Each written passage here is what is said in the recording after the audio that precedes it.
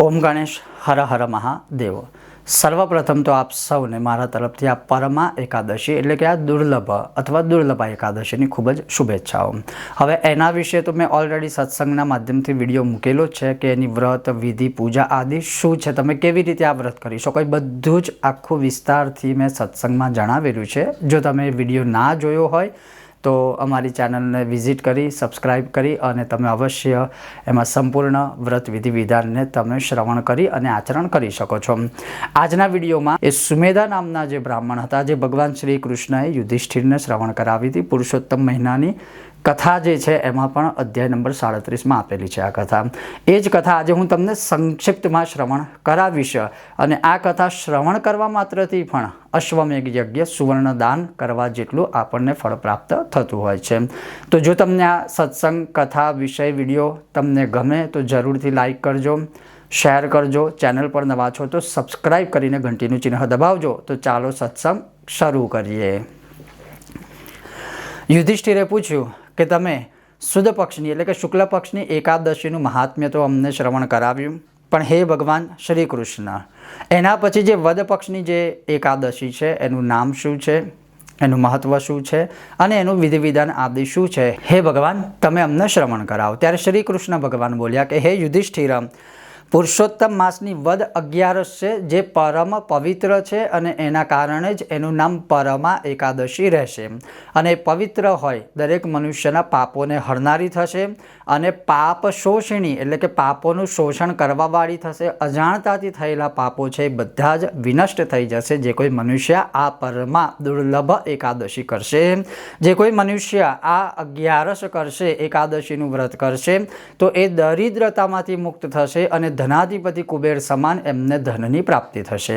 એની વિધિ જે છે એ શુક્લ પક્ષની જે 11 હતી પદ્મિની એકાદશી એના જેવી જ છે, એટલે કે 10મીથી આરંભ કરવાનો। 10મીથી એટલે 10મી યુક્ત નહીં પણ 10મી તિથિથી એનું જે આપણે સાત્વિક નિયમ છે, ભોજન છે, આ તે બધું શરૂ કરી અને એ જ રીતે આની પણ જે એકાદશીનું વ્રત કરવાનું મહત્વ છે એ કરવું જોઈએ।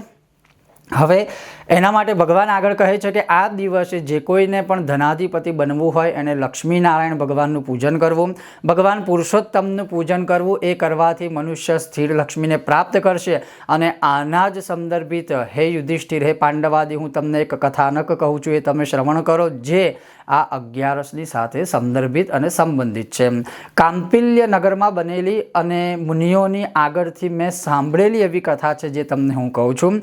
સુમેધા નામના કોઈ ઉત્તમ એક બ્રાહ્મણ હતા, તેની પત્ની જેનું નામ પવિત્રા હતું અને એ પણ પોતાના પતિવ્રત ધર્મમાં પરાયણ રહેતી। એ બ્રાહ્મણ કોઈ કર્મના લીધે ધનધાન્યથી રહિત હતો અને ઘણા લોકો પાસે યાચના કરતો અને યાચના બનીને જ પોતાનું જીવન ચલાવતો। કોઈક જન્મોના કર્મોના કારણે ભગવાને જે ફળ કર્મનું કહેવાય એ પૂર્વજન્મકૃત હતું, એનું જે ફળ હતું એ દરિદ્રતા સ્વરૂપે એ ભિક્ષા માગી અને પોતાનું જીવન ચલાવે છે। જેમ કે ભિક્ષામાં ભોજન મળે, ભિક્ષામાં એને વસ્ત્ર મળે, ભિક્ષામાં એને જે પ્રાપ્ત થતું કે જે પ્રાપ્ત ન થતું એ પોતાના જે દરિદ્રતાપણાને પ્રાપ્ત કર્યું હતું એના પ્રકારે ચાલતો। પણ એની પત્ની પતિવ્રતા સ્ત્રી હતી, ધર્મપરાયણા હતી, સદૈવ લગભગ મોટાભાગે ભૂખી જ રહેતી, કારણ કે કંઈ પ્રાપ્ત થતું નહોતું દરિદ્રતાના કારણે। અને એ સુંદરી હતી, સદાય ધર્મ કર્મમાં તત્પર રહેતી હતી અને સદાય પોતાના પતિને પ્રિય બનીને રહેતી। પોતાના પતિની સામે સદા પ્રફુલ્લ મને રહેતી એટલે કે ખુશ રહેતી, નિરાશ કદીએ ન થતી। એ સ્ત્રી પણ આપણા ઘરમાં અનાજ નથી એમ પોતાના પતિને કદી કહેતી નહીં, એટલે ક્યારેય પણ પોતાના પતિને કોઈ પણ પ્રકારની જે છે કમ્પ્લેન કે એવું કાંઈ પણ કરતી ન હતી। બ્રાહ્મણ સુમેધા પોતાની પત્નીનું પ્રેમ બંધન પોતે વિચારતો ત્યારે પોતાના ભાગ્યની સદૈવ એ નિંદા જ કરતો કે મેં એવા શું કર્મો કર્યા હશે કે જેના કારણે મારી આ પરિસ્થિતિ છે, કે જેના કારણે હું આ દરિદ્ર છું। હે સુંદરી, મારે હવે શું કરવું? મને અહીંયા ધન મળતું નથી, સારા લોકો પાસે હું યાચના કરું છું, એ લોકો પણ મને ધન આપતા નથી કે આ પાછું ક્યાંથી આપશે? હે પવિત્ર સ્ત્રી, તું મને કહે કે હું શું કરું, ક્યાં જાઉં? હે સુંદર કેડવાળી કટકવાળી, ધન વિના ઘરનું કામ સિદ્ધ ક્યારેય ના થાય, ધન વગર તો કશું થતું જ નથી, તો તું મને આજ્ઞા આપ એટલે હું ધન મેળવવા હું પરદેશ જાઉં। કારણ કે જે દેશમાં ભાગ્ય ઉદય પામવાનું હોય એ જ દેશમાં તમને ધનની પ્રાપ્તિ થતી હોય છે. માટે ઉદ્યમ વિના કેવળ કર્મના આધારે રહેવાથી સિદ્ધિ ક્યારેય પણ મળતી નથી. એ કારણથી વિદ્વાનો સર્વ પ્રકારે શુભ ઉદ્યમની જ પ્રશંસા કરે છે. એટલે કે મહેનતની સાથે ભાગ્ય અને ભાગ્યની સાથે મહેનત, આ બે વસ્તુ જ કામ કરતી હોય છે. પતિનું વચન સાંભળી પત્નીના નેત્રોમાં આંસુ ભરાઈ આવ્યા. તે ચતુર સ્ત્રીએ વિનયથી ડોક નમાવી બે હાથ જોડીને પતિને કહ્યું કે હું તમારા કરતાં વધારે જાણનારી નથી, છતાં પણ તમે આજ્ઞા કરી છે તેથી હું કહું છું કે વળી હિતેચ્છુ માણસોએ સારું કે નરશું એ કહેવું જ જોઈએ. હું પણ બોલું છું કે પૂર્વજન્મમાં કદાચ આપણે કોઈને કાંઈ આપ્યું નહીં હોય, પૂર્વજન્મમાં આપણે દાન ધર્મ કર્યું નહીં હોય, પૂર્વજન્મમાં આપણે કોઈ પુણ્ય કર્યા જ નહીં હોય અને એના કારણે જ કદાચ આપણે આ બધું ભોગવી રહ્યા છે.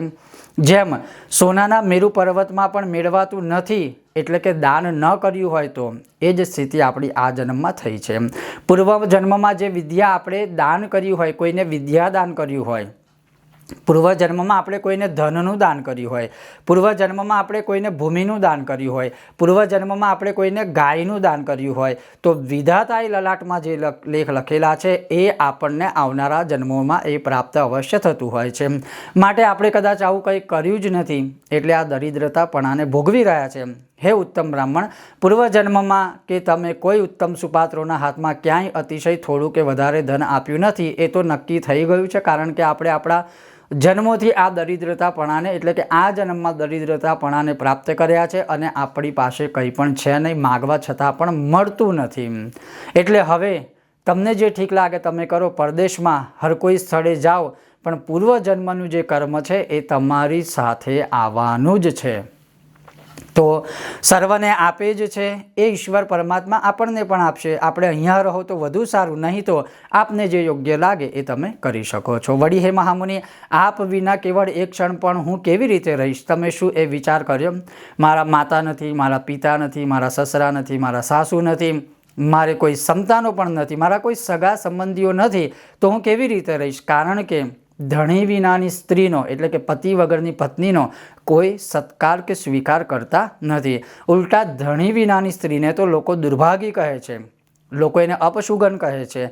એમ લોકો નિર્દેશ કરશે તો પછી હું કેવી રીતે જીવીશ? પણ છતાં પણ જો તમને એવું લાગતું હોય તો તમે પરદેશ જઈ શકો છો. એટલે પોતાના પત્નીના આવા બધા હિતકારી, આવા બધા એક ચતુર બધા જવાબો સાંભળી, વ્યથાઓ સાંભળી અને એના મનમાં કંઈક ઉત્પન્ન થયું. એના મનમાં બધું ઉત્પન્ન થવા લાગ્યું, બધા વિચારો ભ્રમણ કરવા લાગ્યા અને પછી એણે વિચાર કર્યો કે હવે હું ક્યાંય નહીં જાઉં, હું આપણા શહેરમાં જ રહીશ અને જેવી રીતે આપણું જીવન ચાલે છે એ રીતે આપણે ચલાવીશું. એટલામાં ત્યાં મુનિ શ્રેષ્ઠ કૌંડિન્ય ઋષિનું આગમન થયું. તેમને આવેલા જોઈ બ્રાહ્મણ શ્રેષ્ઠ સુમેધા હર્ષ પામ્યા.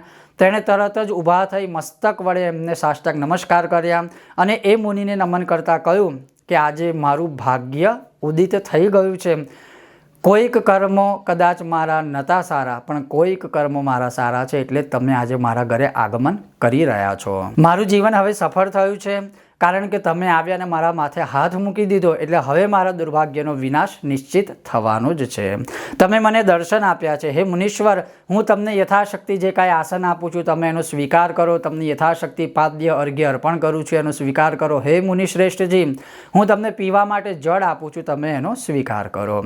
હવે પછી એ કહેવા લાગ્યા કે હે વિદ્વાન મુનિ, કયા પ્રકારે અમારા આ દરિદ્રતાનો વિનાશ થાય? કારણ કે તમે અમારા ઘરની સ્થિતિ જોઈ રહ્યા છો અને તમે તો ત્રિકાળ જ્ઞાની છો, તમને ખબર પડી જ જાય.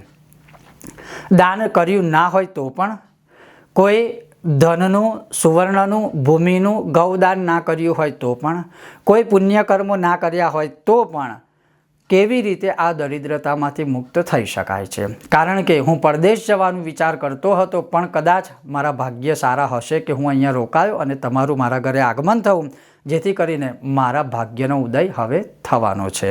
આ રીતે વારંવાર પૂછવા લાગ્યા. પછી કૌંડિન્ય મુનિએ મનમાં વિચાર કરી અને કહ્યું કે સર્વ પાપોનો, સમૂહનો, દરિદ્રતાનો નાશ કરનાર આજે હું તમને ઉત્તમ વ્રત કહું છું, એ તમે શ્રવણ કરો. પુરુષોત્તમ માસમાં જે વદ 11 આવે છે, જેને પरमा નામે પ્રખ્યાત થયેલી છે, એટલે કે પरमा એકાદશી કહેવાય છે. તમે એ દિવસે ઉપવાસ કરી મનુષ્ય ધન ધાન્ય યુક્ત થાય છે. એટલે કે એ દિવસે કોઈ મનુષ્ય ઉપવાસ કરે, ભગવાન લક્ષ્મીનારાયણની પૂજા કરે, ભગવાન પુરુષોત્તમની પૂજા કરે, એને ધર્મ અર્થ કર્મ મોક્ષ તો પ્રાપ્ત થાય છે. પણ મૂળ એ દિવસે કોઈ પણ મનુષ્ય 11 કરી રાત્રિએ જાગરણ કરે છે તો એ ગમે તેવી દરિદ્રતામાં હોય એ દરિદ્રતામાંથી એ મુક્ત થાય છે. એટલા માટે, કારણ કે પૂર્વકાળના વિશે ભગવાન શંકરે પ્રસન્ન થઈ અને કુબેરને ધનનો અધિપતિ બનાવ્યો છે. તેમજ પુત્રને વેચી નાખનારા હરિશ્ચંદ્ર રાજાએ પણ પૂર્વે આ વ્રત કર્યું હતું અને તેથી તેને વેચી નાખેલ પોતાની પત્ની પુત્ર તથા નિષ્કંટક થયેલું રાજ્ય ફરી પ્રાપ્ત થયું હતું. માટે હે વિશાળ નેત્રોવાળી સુમેધા બ્રાહ્મણની પત્ની એટલે કે પવિત્રા, તું જાગરણ સાથે વ્રત કર. આ દિવસે મેં તને કહ્યું એ પ્રકારે તું વ્રત કર. એટલા માટે જો તું આ વ્રત કરીશ તો દરેક પ્રકારની દરિદ્રતાઓમાંથી મુક્ત થઈશ, તારું દુર્ભાગ્યનો વિનાશ થશે અને સ્થિર લક્ષ્મીની પ્રાપ્તિ થશે. હું તને સંક્ષિપ્તમાં આગળ જો આનું મહાત્મ્ય કહું તો આ પरमा એકાદશી છે એ દરેક તીર્થોમાં સ્નાન કરવાથી ફળ પ્રાપ્ત થાય એટલું ફળ આપનારી છે. આ પरमा એકાદશી છે એ દરેક ગયા શ્રાદ્ધ આદિ તીર્થ સ્થળોએ શ્રાદ્ધ કરવાથી જે ફળ પ્રાપ્ત થાય એ ફળ આપનારી આ એકાદશી છે. આ એકાદશી જે છે પरमा દુર્લભા એકાદશી, એ ગંગા આદિ તીર્થોમાંથી સ્નાન કરવાથી જે ફળ પ્રાપ્ત થાય છે એ ફળ આપનાર છે. આ પरमा એકાદશી જેને દુર્લભ એકાદશી કહેવાય છે, એ સોનાનું દાન કરવાથી જે ફળ પ્રાપ્ત થાય એ ફળ આપનારી છે. આ દુર્લભ એકાદશી પरमा એકાદશી જે છે એ દરેક પ્રકારના પવિત્ર પુણ્ય આપવાવાળી થાય છે. એટલે વ્રત વિધિ પૂર્વક, જાગરણ પૂર્વક અને ભગવાન લક્ષ્મીનારાયણ પુરુષોત્તમની પૂજા પૂર્વક જો તું આ વ્રત કરીશ તો અવશ્ય તું તારા પૂર્વજન્મોના દરેક કર્મોમાંથી તારો પણ ઉદ્ધાર કરીશ. હે સુમેધા બ્રાહ્મણ, તારો પણ ઉદ્ધાર થશે. એટલે આ રીતે વ્રત કરજો, કારણ કે આ જ વ્રતના પ્રભાવથી પાંડવો દરેક પ્રકારનું સુખ ભોગવી અને અંતે મોક્ષપદને પ્રાપ્ત થાય છે. એટલું મહાન આ અધિક મહિનાની વદ પક્ષની પरमा એટલે કે દુર્લભ એકાદશીનું મહત્વ છે. આમ કહી પછી કૌંડિન્ય મુનિ ત્યાંથી નીકળી ગયા, એટલે કે ભગવાન નારાયણના દર્શન માટે જાય છે. અને બંને જણાએ પતિ પત્નીએ સુમેધાએ અને પવિત્રાએ સાથે જેવી આ એકાદશી આવે છે એટલે દશમીથી લઈ અને દશમીમાં એ ભગવાનનું પૂજન કરે છે, સાત્વિક ભોજન કરે છે, ભૂમિશયન આદિ કરે છે. અને બીજા દિવસે જ્યારે એકાદશી હોય છે ત્યારે શાસ્ત્રોના વિધિ વિધાનથી એ એકાદશી કરે છે. 12 પારણા કરી અને આ વ્રત સંપન્ન કરે છે. અને આ વ્રત સંપન્ન કરવાથી જ એ દરિદ્રતામાંથી ધીમે ધીમે મુક્ત થાય છે અને અંતે નારાયણ લોકમાં એ મહીયતે એટલે કે ત્યાં જાય છે.